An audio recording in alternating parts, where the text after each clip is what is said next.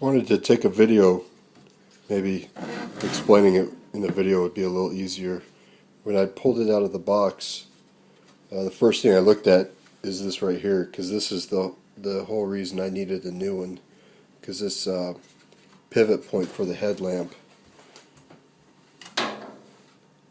was broke on the one I have.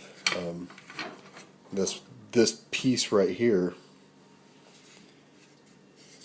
is really the only thing I ever really needed, but that's what I cared about, having both of these pivot points intact so that I could fix mine. But here's the video. So you should pivot right on that, but with this piece being broken,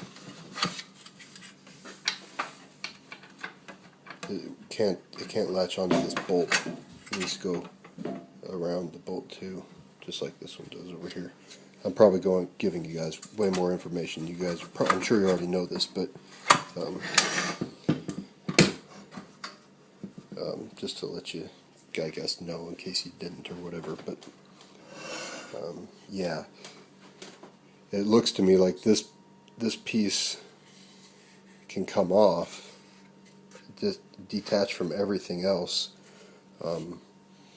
and so this is really just the piece I need, just that holds the headlight in and attaches it to the frame of the motor.